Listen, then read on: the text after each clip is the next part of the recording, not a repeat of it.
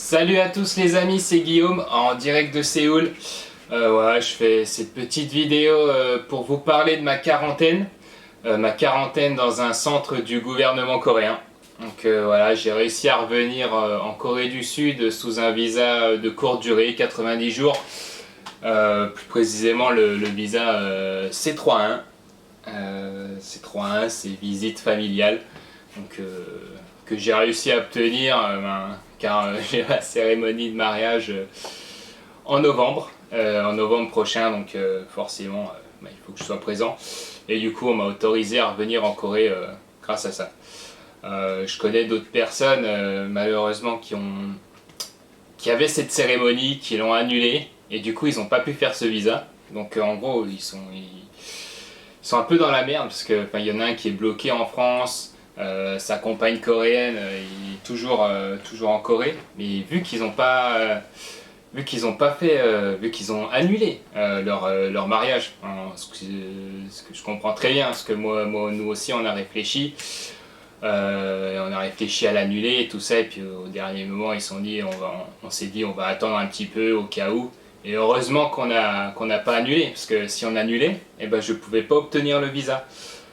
Et du coup j'aurais été bloqué en France. Donc, je vous imagine pas la galère que c'est. Voilà. Tout là, dans un premier temps, je vais plus vous parler de comment ça a été pour arriver en Corée du Sud. En gros, j'ai fait mon visa en France à l'ambassade de Corée à Paris. J'ai été déposer mon dossier. Et 2 semaines après, j'ai reçu le visa et je suis parti directement après en fait. J'ai reçu le visa le vendredi et je suis parti dimanche matin au plus tôt. Parce que dès qu'on reçoit le visa de courte durée, il démarre automatiquement quand il est émis. Donc le mien a été émis le 30 juillet et du coup c'est à partir de cette date que les jours commencent à décompter. Donc faut vite partir et puis après faire notre visa mariage sur place pour être tranquille par la suite. Donc du coup, j'ai pris l'avion à Charles de Gaulle. J'ai eu aucun contrôle. On m'a même pas demandé de certificat médical. Normalement, enfin, ce qui est écrit, hein, ce que l'ambassade de Corée m'avait dit, il faut un certificat médical de moins de 48 heures pour prendre l'avion. Ah non, on m'a rien demandé. Du coup, j'ai fait un certificat médical pour rien, mais apparemment, c'est de plus en plus strict, donc si vous venez en visa, même longue durée, je vous recommande de faire un certificat médical qui prouvera que vous n'avez aucun symptôme du Covid-19. Voilà, donc à l'arrivée à l'aéroport, j'ai fait Paris-Amsterdam, Amsterdam-Séoul, Amsterdam un peu plus de contrôle, check de la température, mais on m'a toujours pas demandé mon certificat médical, donc je rentre dans l'avion. Dans l'avion, il y avait quand même pas mal de personnes, hein. Enfin plus que quand j'étais revenu en fin avril en France. Fin avril en France, quand j'étais revenu, on était quoi 20 dans l'avion. Et là, je crois que de Amsterdam à Séoul, on était plus d'une centaine quand même. Essentiellement des Coréens. Après, devant moi, il y a une personne qui travaillait pour l'ambassade des Pays-Bas, justement, avec sa famille. À ma droite, il y avait, je pense aussi que c'était des personnes qui travaillaient en Corée du Sud. Je pense que j'étais un des très très rares à venir sous visa courte durée, 90 jours. Voilà. Donc on atterrit à Incheon autour de 3 heures. Donc là, à la sortie de l'aéroport, premier contrôle, hein, check de la température, on remplit une feuille, pas de symptômes. Après, on nous amène, on continue à avancer dans l'aéroport là. Et normalement, on va directement à l'immigration. Mais là, ils ont préparé un parcours spécial avec plusieurs tables, plein de papiers à remplir. Après, quand on remplit, on reçoit un certificat de quarantaine.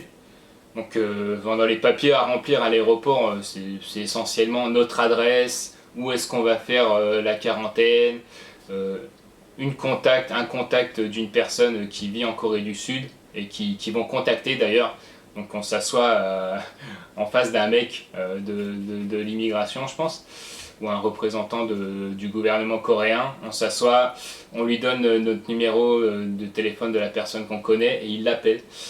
Du coup, il faut qu'elle réponde. Donc, tant que la personne ne répond pas, il essaye de l'appeler, ou alors il faut lui donner un autre numéro d'une personne qui vit en Corée du Sud. Euh, voilà.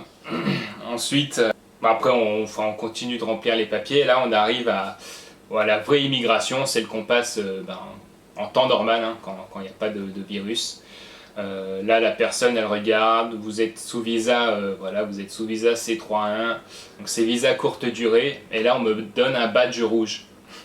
En fait, ils donnent différentes couleurs de badge, enfin, j'en ai vu, il y a le rouge, il y a le jaune, et je pense que les Coréens et ceux qui sont en visa permanent, genre ceux qui sont mariés à des Coréens ou ceux qui ont la nationalité coréenne, ils leur donnent pas de visa et ils peuvent passer. Du coup, moi j'ai le badge rouge. Ceux qui ont le badge jaune aussi, ils sont mis dans un petit coin. Et après, on nous amène dans la zone des bus. Donc là, il y a aussi encore des barrières. Il y a une table avec des agents de l'immigration qui regardent. Donc badge rouge, venez par ici, badge jaune, par là-bas. Ils regardent l'adresse où on va également. Et après, ils nous répartissent dans les différents bus.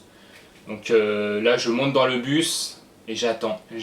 Là, c'était l'horreur. J'ai plus attendu dans le bus que pour faire tout le parcours, remplir les papiers dans l'aéroport. Et j'ai attendu, à mon avis, plus d'1 heure et demie. J'en pouvais plus. Du coup, on était deux, je pense, en premier à monter dans le bus. Et après, il y en a eu deux autres et deux autres. Donc je pense qu'ils attendaient qu'il y ait des avions qui atterrissent pour regrouper les personnes en visa courte durée comme moi pour nous amener dans un centre du gouvernement. Et voilà, et donc du coup au final on était 8 et le bus ça y est démarre après plus d'1 heure et demie d'attente. Et là, ah ouais, tout le long j'ai pas dit aussi, mais tout le long du processus pour remplir les documents dans l'aéroport, même à l'immigration. Enfin, quand on passe la personne de l'immigration, elle nous dit juste voilà, badge rouge, elle nous dit rien du tout. Ils nous disent rien du tout. Je pense qu'ils ont aussi un peu peur de nous parler. Ils se disent oula, celui-là il vient d'Europe, ils viennent des États-Unis, pays très contaminé. Ils n'ont pas envie de nous parler, en fait, ils ont peur qu'on leur refile le virus. Même si on a des tests négatifs, Covid, machin. Alors voilà, ouais, je les comprends un peu dans un sens. Et puis voilà. Donc du coup, on ne sait pas du tout où on va. Là, c'est la grosse question. Où c'est qu'ils vont nous amener? Est-ce que ça sera dans Séoul, dans une ville à côté? On n'a aucune idée. Personne ne nous a rien dit. On nous a juste dit suivez-nous. Voilà, remplissez ça et montez dans le bus. Voilà. Alors on monte dans le bus et là on part. Et là c'est l'interrogation. Où c'est qu'on va atterrir? Et voilà, on part. On sort de l'aéroport. Et là, on fait même pas 10 minutes de bus, et ça y est, on est arrivé à 3-4 km de l'aéroport, sur la même petite île où il y a l'aéroport. On n'a même pas passé le pont pour rejoindre Incheon. Hein. On est vraiment dans la zone de l'aéroport, et on s'arrête devant un hôtel. Et là, on voit les gens masqués, en tenue et tout, qui sont là. On sait bon, on est arrivé, ça va être là notre quarantaine. Donc c'est un hôtel que le gouvernement coréen a réquisitionné. Et du coup, il n'y a plus rien. Il y avait des shops, il y avait un CU, il y avait un café au premier étage de l'hôtel. Ils ont été fermés et tout. Et c'est vraiment un hôtel réquisitionné qui sert que pour mettre des gens en quarantaine là-dedans. Donc voilà, on arrive là-dedans.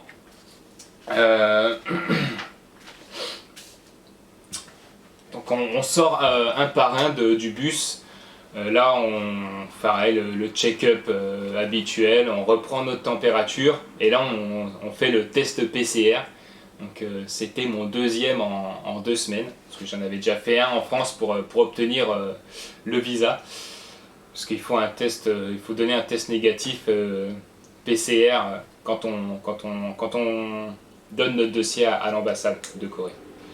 Du coup, deuxième test PCR. Moi, je crains pas trop, donc du coup, ça me dérange pas. Et après, là, on recommence. Il y a des tables et on remplit différents papiers.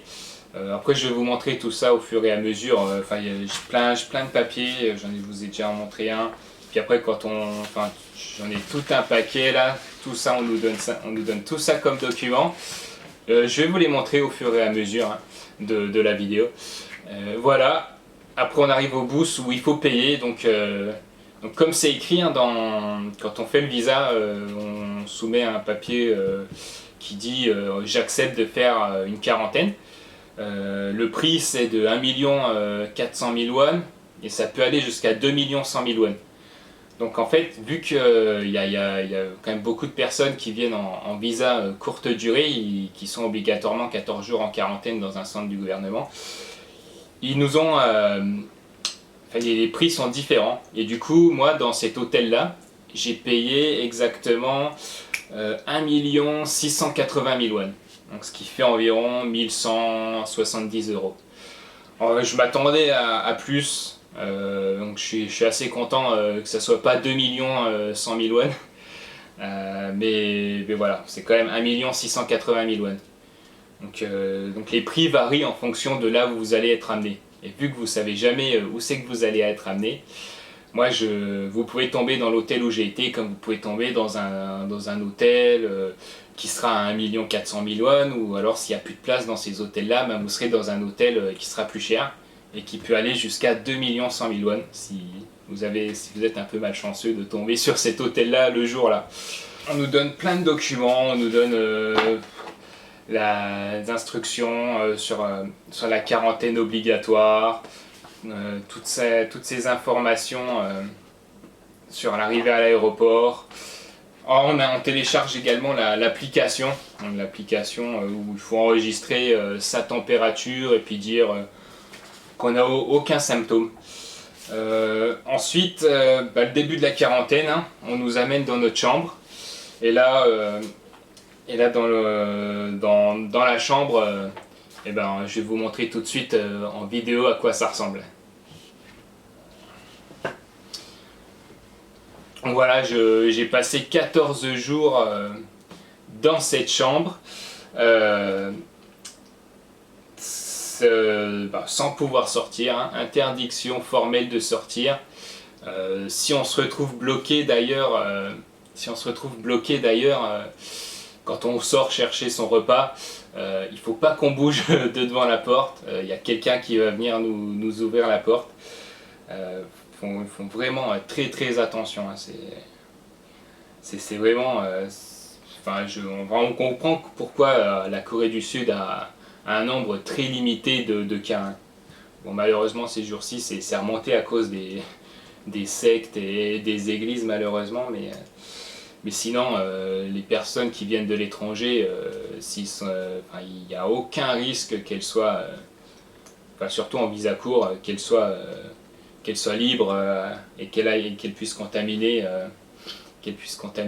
d'autres personnes en Corée. Voilà, donc on commence la quarantaine. Quoi dire hein, les premiers jours, ça passe assez vite. Hein, voilà, de toute façon, on n'est pas, on n'est pas habitué à ça, donc les premiers jours, ça passe assez rapidement. Comme je disais, donc les premiers jours passent assez rapidement. Je m'ennuie pas trop, donc en plus j'avais pas amené mon ordinateur parce qu'en fait quand je suis revenu en France je pensais pas que que j'allais rester aussi longtemps en France. J'avais prévu de rester 3 semaines et du coup je suis resté 3 mois. Donc du coup pas d'ordinateur, puis en plus j'étais dans la chambre la plus éloignée du routeur Wi-Fi, donc je captais très mal, j'avais une barre la plupart du temps. Quand je me rapprochais de la porte j'avais 2 barres. Mais c'était vraiment la merde. Quand je faisais des appels vidéo, ça se déconnectait tout le temps. Moi, j'ai vraiment pas eu de bol sur cette chambre-là. Par contre, la vue était pas mal, malgré le fait qu'une partie de la fenêtre était condamnée, car on n'a pas le droit d'ouvrir la fenêtre. Donc ça aussi, voilà, vous pouvez le voir sur la photo. Là, le petit panneau qui dit interdiction d'ouvrir la fenêtre, sinon une amende de 100 $. Donc voilà, très joli papier rose qui me bloquait un peu la luminosité, donc tout est bon, parfait. Après, pour les repas, bah, de toute façon, je vais vous montrer un peu. Donc voilà, en fait, on nous donne ce papier, ce fascicule.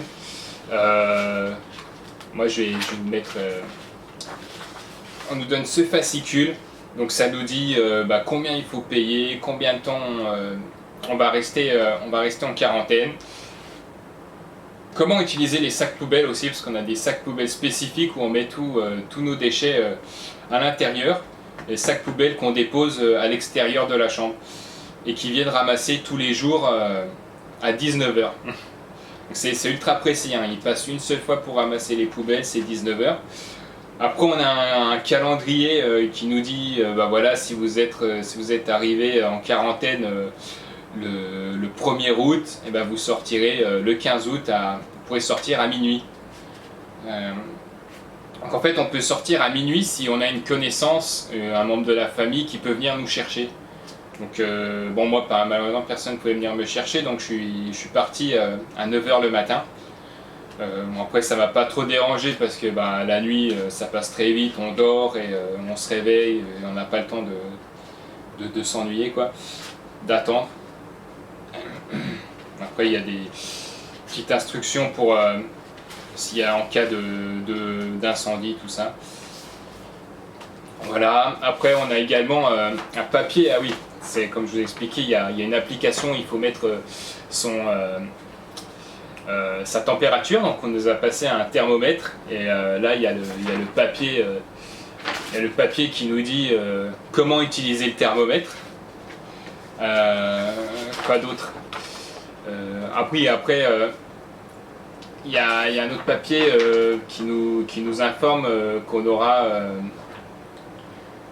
des tests Covid. Il y en a 2 d'ailleurs. Et après on a un dernier papier qui nous dit ce qu'on ne peut pas faire dans la chambre. Et également avec les numéros de téléphone si on a besoin d'eau ou de papier toilette. Parce qu'il y a personne qui peut rentrer dans notre chambre et nous on n'a pas le droit de sortir. Donc en fait si on n'a plus de papier toilette, si on veut de l'eau, il faut qu'on appelle un numéro et ils viennent nous déposer ça devant notre porte. Et après si on commence à avoir des symptômes et tout, là on a un autre numéro à appeler pour appeler les docteurs du gouvernement. Donc voilà, bon là ça dit, ouais, ça réexplique à quelle heure on reçoit les repas. Donc le petit déjeuner c'est à 8h. Ça c'est faux parce que moi je le recevais plus entre 7h et 7h30. Donc en gros t'as la sonnette, t'as le gars qui vient sonner à 7h du matin. Non, le plus tôt que j'ai eu quand même c'est 7h12. Ils sont arrivés à 7h12. Donc ça te réveille, quoi. La grasse mat tu peux oublier. Surtout qu'il y a un speaker aussi qui passe des messages 3 fois par jour. We're gonna be collect the paper quite soon. Thank you for cooperation.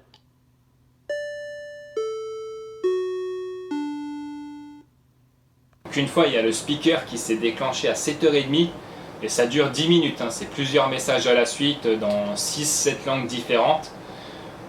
À force, je pense que c'est le plus chiant, le speaker. C'est un des trucs les plus chiants de la quarantaine. Voilà, après ça dit, ça explique, hein, balancez pas de trucs dans les toilettes, ne sortez pas, et voilà. Donc ça explique un peu tout ce qui se passe durant la quarantaine. Voilà. Quoi d'autre? Ah oui, ce que je voulais dire sur les repas aussi. Les repas qu'on reçoit, c'est pas mauvais, hein. Franchement, je pense que je vais vous passer des petites photos là pour que vous ayez une idée de ce que j'ai mangé pendant 2 semaines. Donc c'est tous les 4-5 jours, c'est la même chose qui revient. Mais durant les 14 jours, j'ai pas eu 3 fois la même chose. Donc voilà, c'est correct, hein. Par contre, tous les plats arrivent froids, quoi. Il y a 1 ou 2 fois où j'étais motivé à manger à 6h le soir, j'ai pris directement le plat et j'ai mangé, c'était à peu près chaud. Mais sinon, à chaque fois, c'est froid. Hein. Je mange pas. Je mangeais pas chaud quoi, pendant 2 semaines. Euh, Et du coup, voilà, ça c'était une des choses les plus chiantes. Bah, du coup, je vais vous parler un peu de ma journée type durant cette quarantaine. Donc en général, j'essayais de me lever à 9h. Même si le petit déjeuner arrivait à 7h, avec l'habitude, j'arrivais à ne pas me réveiller. C'est plutôt le speaker qui me réveillait à 9h le matin. Du coup, je me lève à 9h. Déjà, j'essaie de me lever le plus tard possible parce que plus je dors, moins j'ai de temps à passer éveillé dans cette chambre. Donc du coup, en 9h, 10h, le plus tard que je me suis levé, je crois que c'était 10h, ouais. J'avais pas entendu le speaker, donc c'était parfait. Après, je prends mon petit déjeuner. Qu'est-ce que je faisais après? En général, je regardais les news. J'ouvrais mon téléphone, je regardais Korea Times, Yonhap News, je regardais ce qui s'était passé en France également. Donc voilà, je m'informais sur ce qui se passait dans le monde. Après, entre 11h et midi, en général, je faisais une petite séance de sport. Donc abdos, des pompes. Mais j'essayais de m'entretenir, quoi. Après, ça passe le temps. Après, le déjeuner. Donc, voilà, ça aussi, pendant que je déjeunais, je regardais YouTube sur mon téléphone, soit je regardais la télé. J'essayais que ça dure un peu longtemps. En général, je mettais quasiment 1 heure pour manger, hein. Je prenais vraiment mon temps. Parce que je me dis, de toute façon, je suis enfermé, j'ai rien d'autre à faire. Donc c'était vraiment, je prends mon temps pour faire tout ce que je faisais en fait. Ensuite, l'après-midi, j'essayais de faire une sieste. Parce que si tu fais une sieste, en fait, ça va te couper la journée en deux. Et le temps passe beaucoup plus vite. Du coup, j'essayais de dormir, de faire une petite sieste entre 14h et 16h. Il y a des jours où j'arrivais pas, hein, j'étais pas fatigué, du coup je m'occupais autrement. Hein. Mais en général, j'arrivais assez bien à dormir entre 14 et 16h. Et du coup, ça me coupait mais vraiment bien la journée. Et après 16h jusqu'au repas du soir, soit j'étudiais, donc après moi je travaille dans les vins et spiritueux, donc là en ce moment j'étudiais pas mal les vins, j'améliorais mon coréen aussi, donc j'ai une liste de vocabulaire que j'apprenais, après je regardais un petit peu, je bossais un peu sur des futurs projets aussi, j'essayais d'occuper mes journées assez intellectuellement en fait. J'ai mon temps à rien faire. Ensuite, le repas du soir aussi, là je prenais mon temps, je regardais un peu la télé. J'avais amené avec moi comment ça s'appelle? Hard drive. J'ai perdu le nom en français. Non, je la trouverai pas. Du coup, j'avais plein d'animés dessus, donc voilà, je me suis remis à Bleach, Hunter x Hunter. Donc voilà, la soirée, je la passais comme ça. Des fois, il y avait un film intéressant à la télé, donc je regardais. Et puis après, je refaisais un peu de sport, une petite séance de sport le soir, la douche et au lit. Voilà, c'était un peu mes journées type. Et c'est comme ça que j'ai passé mes 2 semaines.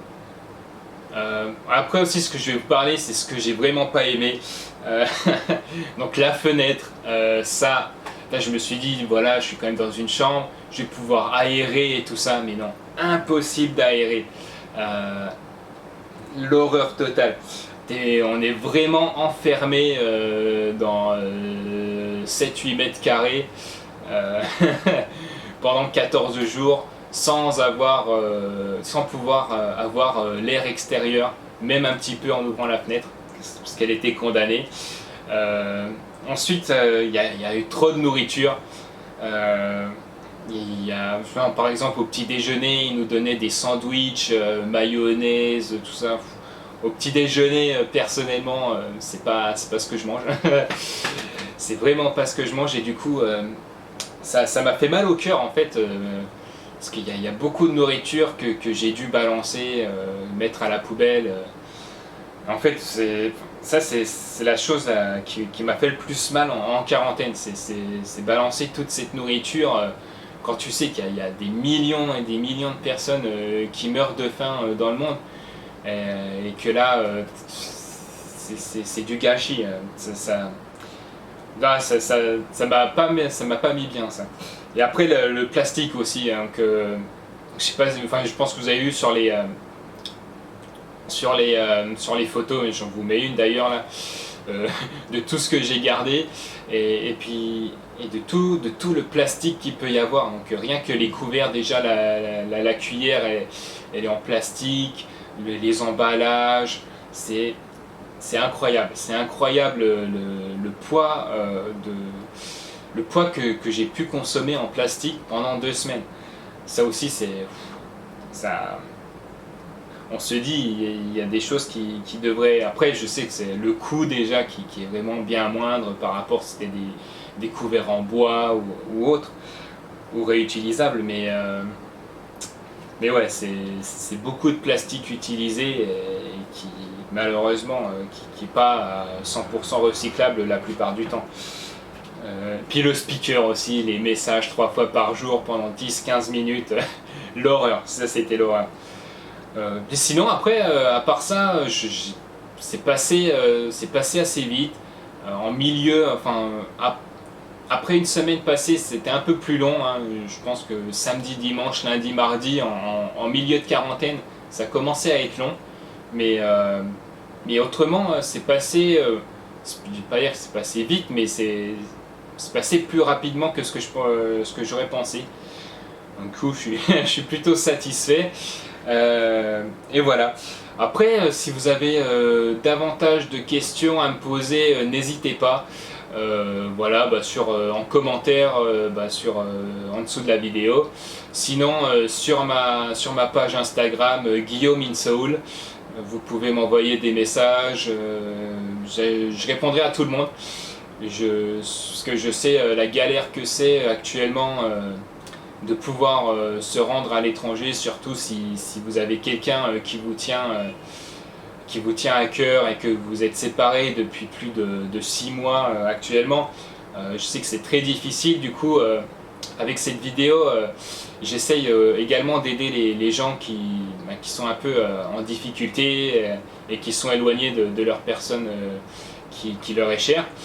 Et voilà, donc n'hésitez pas à poser les questions, les questions sur le visa, hein, si vous êtes un couple, que vous avez prévu de vous marier, vous pouvez me poser vos questions, j'y répondrai avec plaisir. Et voilà, et sinon sur mon compte Instagram, je reprendrai une activité normale en Corée en postant des photos de la vie actuelle en Corée du Sud, de la vie quotidienne. Et j'espère que ça vous fera plaisir. Voilà, j'espère que cette vidéo vous a plu. J'en referai une autre, je pense, sur les visas. Vu que ça fait 7 ans que je suis en Corée et que j'ai passé, je pense que au total j'ai eu 6 visas différents. Je ferai la checklist, mais je ferai une vidéo sur les différents visas que j'ai eu. Et voilà, allez, ciao les gars, à bientôt.